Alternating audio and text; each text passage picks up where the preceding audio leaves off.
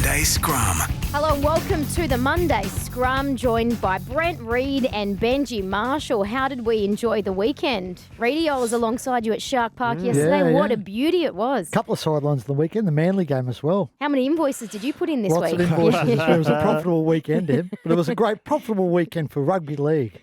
Was it? Great I advertisement love for this the game. positivity. That's so Yes. good. You know what? I had such a negative weekend. Ooh. Did you? Why? Yeah, Why? if I see one more cardboard box from moving house, I'm going to lose it. How's it going? Mate, this is what happens when you're buying mansions all over Sydney. You've got Look, to I don't want to Benji. drop. I don't want to drop anything, but walking up and down 3 sets of stairs. So it's Mate, what about full story. your house purchase? Got to mention in the paper. I Yeah, said to my wife, "Look at Benji. How much are they paying him for the Look, podcast?" Wow. we don't need to talk about that. But Don't you have people to do the move for you? Why are Exactly. you doing yeah, any of the hard we labour? did, but my wife can't decide if she wants the boxes upstairs or downstairs. So now I've gone up with that box and bring it back down. Honestly, I'm sick of it. I'm going on strike. Sorry, my calves hurt. Reedy, Yeah. why don't you offer to help out? You got bodgy shoulders too. Yeah, Shouldn't well, be carrying boxes, Benj. Thanks for reminding me, Reedy. he didn't ask me to come round. I would have offered a hand. I love manual labour. Maybe when you can have us all over for a Monday Scrum housewarming. Maybe we could do a show from Benji's new mansion. Great idea. Yeah, I'll invite you in. I can't wait. We'll do it in a few weeks. I'll trash the joint. Yeah, exactly. Yeah. What about those Sharkies? 29-10 over the Warriors for, I think, 75 odd minutes. It was 12 men on that Sharky side. At one stage, they were down to 11, and they still managed to get the job done. How do you describe that Well, they performance? didn't just get the job done. They won comfortably. Like, I can't even fathom how that happens. 13 versus 12, you just automatically, and maybe the Warriors did that. Maybe they thought that's how we win, and I actually really enjoyed some of the game management from some of the Cronulla players, especially Nico Hines. When you get in that position, it's easy to just think you're going to lose or give up. But what he did, slowed the game down, took the tempo out of it. And then at times when it looked like the Warriors were on the rack, like he sped the game up when you shouldn't be able to with 12 players. I was really, really impressed with Cronulla. It was hard to, Cronulla have been a good side this year, but it's hard to judge if they were up with Melbourne Penrith. After that performance, they're moving closer. I've got to say the flip side of that, Benji, is I thought the Warriors were second half in particular were terrible. And you talk about game management. I thought Sean Johnson had a really poor game. They brought him back to be able to help them in games like that, to help manage them through games like that. And I thought his second half in particular, when the game was on the line, I thought it was pretty poor, to be honest. What was there for them at one stage? Yeah. To win if they took the right options. They just looked impatient and tried to score all the time. A lot of errors. So many errors. Yeah. Do you think Sean, going back to Cronulla, had this sense of having a point to prove against the club that didn't want to re-sign He him? talked about it. He thought he was going to finish his career at Cronulla. And then the opportunity to play at the Warriors was too good for him. But, it's a hard one because the week before he was the hero, kicks a field goal. And, for them to win it, and he's done that twice this year. So he's sort of proven the point as to why he's there. But then on the weekend, it probably looked the opposite. Yeah. I've got to say, Benj, I reckon they really fall away when Lodge and Fanua Blake off. We talked about it in the commentary. They went off at the same time. I think you've got to stagger those two guys because they lose so much when both those guys leave the field at the same time. They just seem to have that, they fall off a cliff, basically. Yeah, I don't disagree with that. And Fanua Blake and Lodge together, their 1-2 punch, they should have almost one of the best forward packs in the competition and have one of the best platforms to play off. But recently they probably haven't had that. I don't know if they can play longer minutes or, like you said, chop and change when they're on and not on it. So one's always on the field and not having both of them off. But yeah, the Warriors, they got a lot of work to do. I feel for Nathan Brown because he's quite giving when he talks about his team and he's quite honest and open about it. And on the weekend, 13 versus 12, you just got to win that for that long. Yeah. What about Nico Hines went back to fullback and I know he's played a lot there before, but it just seemed like everything he touched turned to gold. And there's arguments about whether he is the buy of the season. Reynolds has done a good job, Chad Townsend up at the Cowboys, but Nico Hines has got to be right up there with one of those buys. Well, I think he probably is at the moment. I think he's probably the best buy. I'd throw Xavier Coates in there too as well. I think Xavier's been really good down in Melbourne. I'm obviously not in a position like those guys are where you dictate the result. And Nico was outstanding in the second half, and they played footy. They didn't go into their shell, did they, Benjamin? That's the thing. I think Fitzy said to him at half time.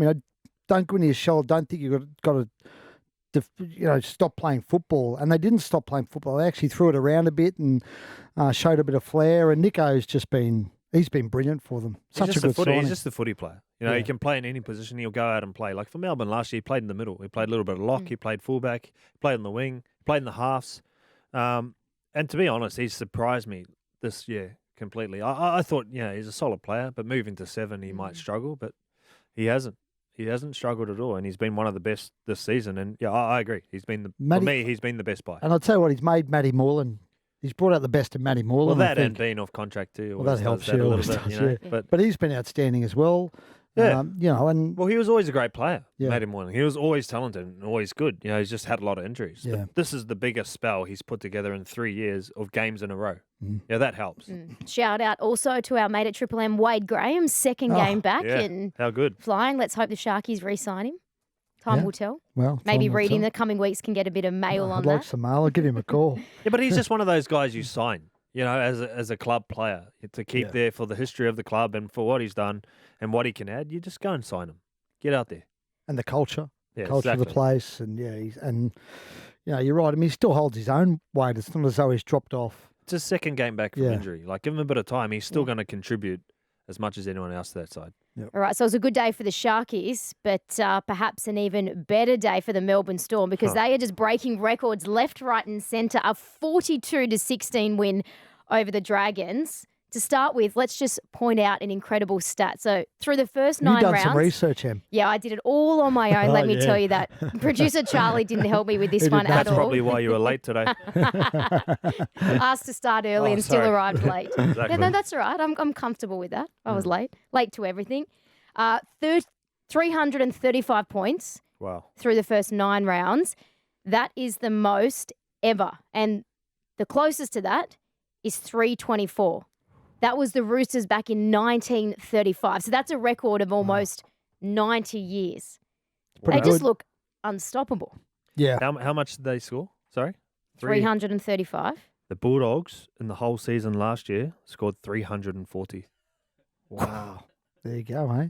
Crazy. That is nuts. Wow. They're just a well-oiled machine, aren't they? You take players out of that side and they just slip back into gear and nothing changes really. I mean, there's so much of that spine though, I reckon that, that spine is just, I've spoken about it before in here, when you invest that sort of money in your spine and they repay that with the way they play, they're just so hard to stop.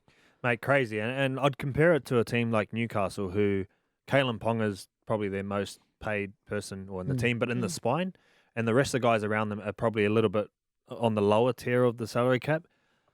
The spine is very influential on the result of your team. And when you get it right recruitment-wise like they have, it comes back to pay itself, And they've been amazing. Watching them play, man, it's just surreal. You look back to when Billy Slater left and retired and Cooper Cronk left and then Cameron Smith retired. You think, how can they can't carry on. They can't keep this up. But without any disrespect to Cameron and those guys, they've almost gone to another level knowing that they don't have those guys. Some of them have stepped up. Like Jerome Hughes was a backup fullback.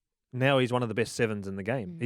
Craig, I don't know, they just have this habit of turning players into, even Cooper Cronk was a backup 9 and he become one of the best 7s in the game. You were never coached by Craig, were you? No, almost. Do you wish you were at some point? Well, I did agree with Craig at one point when I went to Brisbane before that I was going to go to Melbourne. And then he rang me back and said, look, this is not going to happen at the moment. But I did think I was going there at one stage to join them. Post Brisbane or before Brisbane? Before Brisbane. Before Brisbane. Post Dragons the first time. I was going to go to Melbourne actually. Wow. With Craig, and then he rang me back and said, "Look, mate, it's sorry, I don't usually do this, but at the moment we got a lot of young kids here in these positions." And I was like, "Yeah, that's fine." He's upfront and honest. So I was keen for that because I would have loved to see what all the hype's about. You can tell me. Okay. Yeah, I don't know. No, you do know. I've got no idea. Besties with Bellamy. Exactly. I wish. Well, when your mail seg comes up a bit later, I'm sure there's something from the Storm every week. You got your fingers in a lot of pies, don't you, Reed? Look, they'll be without Ryan Papenhuyzen now for probably 2 weeks, maybe. I mean, he might come back for that game just before the Origin side's picked, but I reckon it'll be longer. You think it'll be longer? Only because they're going so well already. They don't need to push him quicker than it needs to be because hamstrings are one of those things that if you get it wrong and you re-injure it, the length of time you're out the next time doubles. So you don't want that for him. It's always, you never want to get injured, but just given that the struggles he's had and having to miss his chance to get an Origin debut previously, it was set up at you just assumed he was going to be the 14, and a couple of weeks out, it's heartbreaking for him. Yeah. Do you try and push knowing that Origin is there? Can that become a factor, or does it have to be longevity in the season? You never worry about rep honours. Honestly, players never worry about it until it gets really close, But like for now, all he would have been thinking about was playing well for Melbourne. And that takes care of itself. And he doesn't need to talk about it because everyone else is talking about it for him, the way he's playing. I would say the one thing that may work in his favour is they're going to pick an extended squad. So it won't be just 17, 18 players. It'll be like 22 or 24. So maybe if he hasn't played before Origin, maybe Brad will still bring him in as part of that extended squad. So it might necessarily all be doom and gloom for him. But if he can get back for that one game before Origin, I think they play the Thursday night. So sadly, it's a bit of a shortened one. He won't get until the weekend to make sure he's okay. But if he can get back, I would have thought he's got to be in the mix for that 14 spot. And if he does get back, Freddie, I know, he's played turbo after having only one game back, and he'd mentioned a few weeks ago that if Latrell won't be back now, but if it was at the point where Latrell only had one game, he would have been happy to pick him. So hopefully for Paps he can return because he's been so close on a number of occasions. And he's a good fella. You like to see good blokes have success, don't you? And he's a great bloke, Ryan Papenhuyzen. Yeah, much like the two blokes on the Monday scrum. What are there two other blokes coming in, are there? Nah, me and Charlie. Oh, okay, right, yeah, good. Anyway, our favourite member of the Monday scrum, it's time for his segment. Benji Marshall. Oh, Benji Marshall. Marshall's Law. Benji, what was your key takeaway from round 9? Well, a couple of little raps. I mean, James Tedesco obviously scored a hat-trick on the weekend, and the Roosters admittedly haven't had the best combinations in their spine going. They've been criticised a little bit for the way they've been attacking, but there's been one thing that's always been constant with the Roosters, and that's the way Teddy plays. I just love the way he's turned from a guy when he started at the Tigers who never said a word to the captain of one of the biggest sides in the competition where he leads by example. And I just loved this performance on the weekend because they were struggling to get things going. He comes out, scores a hat-trick off the back of it. Keary and Sam Walker play well and gets them back on the radar. They were under the pump, Reedy. For this week, they were under the pump about the way they were playing. There's some whispers about exactly. Obviously talking about Sam Walker. Well, there's a lot of things happening there, so to dispel that. We don't talk about Sam Walker on the show. No, we don't. But I just wanted to give Teddy a rap, just how good he's been going. When you played with him early days at the Tigers, I mean, there were always raps on him, but did you envisage he would be this great a player? I don't often call it early with kids about how good they're going to be, but one thing that myself, Farah and Sheensy always talked about was how good Teddy was going to be. He was a little bit slight when he made his debut, and I think his first game, he did his knee. Yeah. But it was a blessing in disguise because what he did was he got locked in the gym for 12 months and he came back the next year and he was solid, So he's going great guns. The second person I want to give a rap was DCE. He has had a great season. I thought last year they were 0-4 and he didn't have the greatest start to the season and he turned it around off the back of Turbo playing. But this year, no Turbo. They've won a few in a row and he's been the standout for me. I don't know if he knows, but he's turned his game into one of the best running halfbacks in the game. And when he runs the footy, they seem to go well, and his kicking game is up there. Him and Adam Reynolds, I think, are the two best, and Cleary, are the three best kicking halves in the competition. And his direct influence on the result for Manly, for me, has been outstanding. So I was giving him a rap, but the biggest rap of all, Todd Payton. Yeah. Seriously. Your man, Toddy. Yeah, he's my mate. But at the same time, I also said at the start of the season that they were going to get the spoon. Did you? Yeah, I thought they were going to come last. They were the worst defensive team last year, right? This year they've turned it around. Now I think they're second best at the moment, which is awesome. But for Toddy, he copped a lot of criticism last year about him and Tamalolo, were they not seeing eye to eye, not playing him long minutes, investing in what was best for his future long term. And then this year to turn it around and beat, they're coming third off the back of their defence, but also he didn't play Drinkwater at the start. He brings them back into the side and they've gone from just being a defensive unit to being really dangerous attacking wise. Recruited Chad Townsend, got criticism for him being the same player as Dearden. Now, a lot of things that sometimes when you get under the pump, you listen to things that are said externally, but he's backed himself. He's backed the way he's coached. And I like that about him. And I just wanted to give him a rap for, they're a threat this year, the Cowboys. They've proved it. Yeah. No, it's hard to argue, Benj. I didn't think they'd make the top 8, but I didn't tip them to come last, but I didn't have them in my top 8. But Did you have them in your bottom 4? I didn't do a bottom 4, but I probably would have, yeah. I think a lot of people probably would have. I thought they were pretty good in the pre-season, though. I think there was a sign that this was coming because I thought their pre-season was pretty good, the couple of games they played, but I didn't think they'd be going this well. You know, I thought, and I was one of the guys who thought the Chad Townsend move, I didn't think it was a great move, but Chad's been outstanding. We've talked about buys of the year before. He's up there too. He's got to be in the top 2 or 3. Yeah. So the Cowboys have surprised us. They're up in the mix. The Eels knocked off the Panthers. They're up there as well. But would you still argue that Penrith and Melbourne are a level above everyone else? I don't know. I actually, before the season started, if you remember, I tipped Melbourne and Parramatta to play in the grand final. So I think Parramatta, we saw at the end of last year, you know, Parramatta were unlucky not to beat Penrith in the, was it the what was it in the semi? The semi. 8-6. They almost knocked them out. And they were probably unlucky not to knock them out. And they're much the same team. So, you know, I think definitely Parramatta are capable when it gets to the end of the season, as long as they're fit, as long as everyone's fit, they're capable of toppling one of those top 2. Is the issue for Parramatta right now is the consistency? Because one week you get that performance that we saw on Friday, but then you get, you know, like the loss to the Tigers. I think the issue for them is the injuries that they have in their outside backs. Yeah. That's their biggest issue, and they're like scraping to put together teams most weeks. Like obviously the move where they moved Jacob Arthur and Dylan Brown to centre was desperation because they had to. You know, if they can get some players back in those positions and be consistent without getting injuries, I think they're a massive chance. And the thing about Penrith is when you play Penrith, usually they grind teams out of the contest to the point where the other team falls over. And there was a moment in the second half where Parramatta were under the pump for 25 minutes straight in the second half. And Parramatta held on, got the ball back and went down and scored. Most teams fall over and Penrith go ahead and run away with it.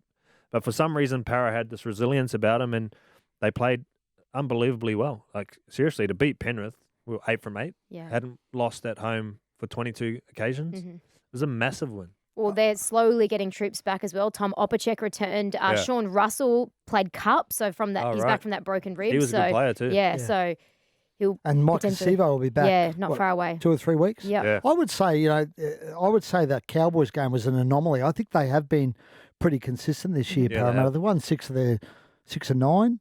And they played well against the top team. So, you know, I think that Cowboys game was a bit of I think you put a line through that. I think it was just one of those games that happen every now and then, right? That, you know, I think they bounced back from that really well at the weekend. And, you know, I just think they're just playing, they're a good footy team. They're well coached, great heart. Again, we talk about the spine, great spine. Yeah. Throw Micah Sivo in that team, fixes one of their outside back issues. They'll be in the mix. All right. Well, to wrap up today's edition of the Monday Scrum, Reedy, let's hope you bring some gold. Read about it. Read about it. Reedy's Mail.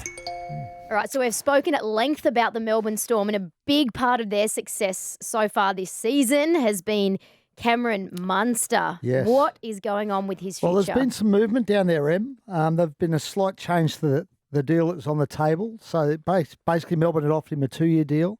That's now been extended to a 3-year deal. I'm not sure the money's hugely different. I think it's a little bit more than maybe what they offered initially. I think there was talk about $750. So I think it may be a little bit more than that. But they've extended the deal out from 2 to 3 years. And now the ball's in Cam's court. And I think Melbourne are pretty keen to get a response one way or the other from Cam and Braith and Astor, obviously, is his agent. Because if Cam decides he's not going to stay, that's a lot of money they've got in their salary cap available to go and find someone in the next, 18 months or so. But, I think they're really hopeful he'll stay. They've always been hopeful he will stay. The fact they've gone to 3 years shows they're committed to him for the long term. They think it's the best for his future. It's best if he stays in Melbourne. And they've just got to convince him now, and they're hoping that by going from 2 to 3 years, that gets him over the line. What do you think the chances are that he stays there? I still think they're favourites to keep him, but... Well, it just depends what he's motivated by. And it depends on how much money, yeah. Well, it depends what Redcliffe are prepared to offer as well. Like, if the deal's $400,000 a year more over 3 years, that's $1.2 million. Yeah, that's Sorry hard for to my say great no maths. to. Yeah. That's hard to resist. It's hard to say no to that. Well, it is, yeah. But the other part of it is, though, is he knows how he's going to play at Melbourne, and he knows the success they're going to have and where they're going to stand. With Redcliffe, there's a lot of unknowns about how they're going to go, who's going to be playing, what sort of level does he have to play to there, or what forward packs he going to, there's a lot of things unknown. At Melbourne, he knows what he's going to get. And I think that's part of their sell, right? In Melbourne, they say, well, look, you stay here. You're going to win footy games. You're going to be in the mix to win a comp every year. You do that, you will play Origin every year. Is there any mail around if Bellamy keeps coaching for him? Or Funny you should ask, Benj. Why? I think they're very close. Well, they expect a decision on Craig is imminent. And by imminent, I mean potentially this week. Right. They expect to get a decision out of Craig. Does that play any part for Munster? Like if he's coaching or not? Craig will still be around because he's still going to have a consultancy role there. So if he doesn't regardless of coach whether or them. not he coaches, he's definitely staying on. He's going to stay on in some capacity, so he'll still be around. But I would have thought it would play a part. Yeah, it would for Craig's me. got a hands-on involvement every day in the coaching of the footy team. I'm sure that will help convince Cam Munster to stay. But look, Melbourne, I think they've had no real indication or inclination out of Craig as to what he will do. I think if you'd asked pre-season, the answer probably would have been no. He didn't want to go around again. I think as the season's gone on and they're playing so well and they've evolved into such a great footy team, I think maybe they're hoping that will convince Craig to go around another year at least. Why wouldn't he? Well, look at the performances they're getting out of him. I know. Seriously. He's still got the Midas touch. Hasn't he? Yeah. So anyway, we could have. So has that all come directly from Craig? Which Your bestie? Emma, I haven't you spoken to never Craig. reveal your I haven't sources. spoken to Craig yet. Been trying to get him. He's brushing me. Yeah. This is like get the it. I wonder how this. I feel like this has almost dragged on as long as the Cam Smith saga. It Really, has. won't he? Well, they were It's supposed almost to get a decision on March 31, but then he asked for a bit more time. The club gave him a bit more time. There's been some other things going on down there, but I think they think they're really close to getting a call out of Craig, and it could be this week. So we stay tuned. all right. Well, lots of players coming off contract at various clubs, but someone who we spoke about earlier, Matty Moylan, had a great game. What's the latest with his future? Well, no movement really, other than that the Sharks are locked in talks with him, and they're really hopeful they can get something knocked over. They've got a few balls in the air. Cronulla, there's him, Britton Nakora, Braden Hem in Ueli, I think, still hasn't signed that deal. Sifa Talakai, they're in talks with as well. But I think Moylan's really becoming a priority because he's off contract at the end of this year. So Matty's, basically up for grabs. Well, like most players are up for grabs basically now. So, they're hopeful they can get something resolved pretty soon. I think the length of the deal is the sticking point. They initially only offered 1 year. I think his manager wants more than that. I expect they'll resolve it because I think Matty Moylan's playing really good footy again. Yeah, He's been good for him. Well, I think that they've all been good for each other. Like even for Nico Hines, I think Matty Moylan's style of play suits the way he plays. So if Nico gets tackled, he can take over. There's no 7-6 set in stone role. They mix and mingle between who does what. And I think it helps both of them. He looks really happy too, Matty Moylan. I saw him after the game. We saw him after the game I yesterday. think so, and- particularly doing even just midweek media. Yeah, Winners Like, are he just grinners, seems though. like a... that's right. But there were times in his career where he's had injuries. And he, That's the thing. Yeah. Like I said it before, this is his biggest stretch of playing injury free for 3 years. That all plays a part of it, and he looks fit and he looks confident when he plays. I love it. Yeah. There we go. Well done, Reedy. Yeah. That was very good. Both segments are very, very well done. Great Just show. Reedy. As always, great show. Benji, who's on your show this evening? Yeah, well, the team that beat Penrith on the weekend, actually, it was a great game. But Dylan Brown tonight and Isaiah Papali'i. Dylan Brown, he Ooh. loved you, Benji, growing up, Dylan Brown. Brownie. Yeah, well, I needed a favour. I think he had your posters on the wall, didn't he? Yeah, well, now it's reciprocated now. I've got his posters on my wall. If you actually had to have a poster of one current player on your wall, who would it be? Oh, Cameron Murray. Okay. Yeah. For looks or for shirt on playing or off? ability? Everything. In budgies. Oh, sorry. Oops. We'll sort that out for you for next week. Maybe we Too can much get a coffee. Cam Murray poster for our Yeah. Triple M I studio. like it. You acting like you wouldn't have one. Yeah, anyway, time to wrap up the Sam's got a show. screenshot. See you all next week on the Monday Scrum.